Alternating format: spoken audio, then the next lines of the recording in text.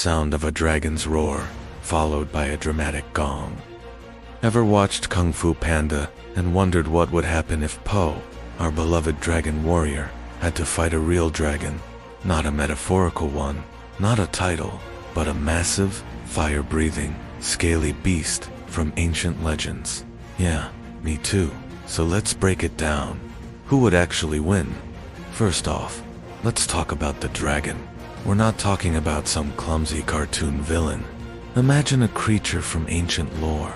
We're talking hundreds of tons of muscle, scales harder than steel, and a roar that can shatter mountains. It's got claws that can rip through solid rock and, of course, the whole fire-breathing thing. A single jet of flame could incinerate the entire Jade Palace. This is a force of nature. It's not just a big lizard. It's a living catastrophe. Now, enter Po, the dragon warrior. He's got his unorthodox, bouncy style of kung fu. He's surprisingly agile, using his belly to deflect attacks, and he's a master of finding creative solutions. Remember how he defeated Tai Lung? With the whooshy finger hold? Skadoosh, pure genius. He's also incredibly resilient. The dude can take a serious beating and just bounce back. Literally.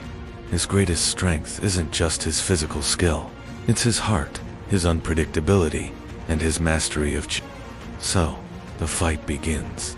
The dragon descends from the sky, a shadow covering the Valley of Peace.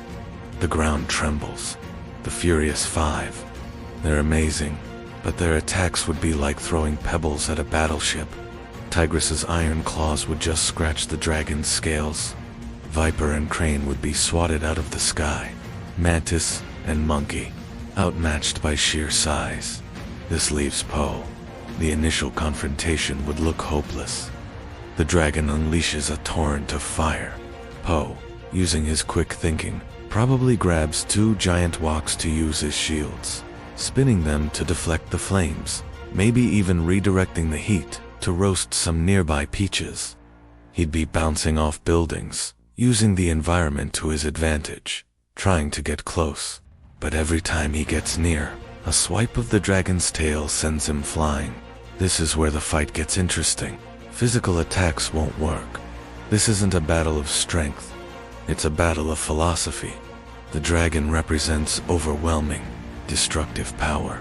Po represents balance, inner peace, and the ability to turn an opponent's strength against them. So, what's the turning point?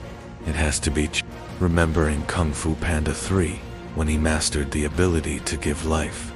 Po wouldn't try to destroy the dragon. That's not his way. He'd realize the dragon is just a creature of raw, untamed energy. So, instead of a finishing move, he'd do the opposite. Picture this: Po, battered and bruised, finds his center. He takes a deep breath, and a golden aura surrounds him. He doesn't raise his fists to fight. He raises his paws to give. He channels his own Qi, not as a weapon, but as a calming, healing force. He projects it towards the raging beast. The dragon, confused, roars and unleashes more fire, but the golden energy absorbs it, pacifies it. It wouldn't be a whooshy finger hold that ends the fight. It would be an act of pure empathy. The dragon warrior wouldn't kill the dragon. He would tame it. He would bring it peace. And in the end, the Valley of Peace would not just have a dragon warrior, it would have a dragon, now a guardian, soaring peacefully overhead. Because that's the ultimate lesson of Kung Fu Panda, right? The greatest victory isn't about defeating your enemy, but understanding them.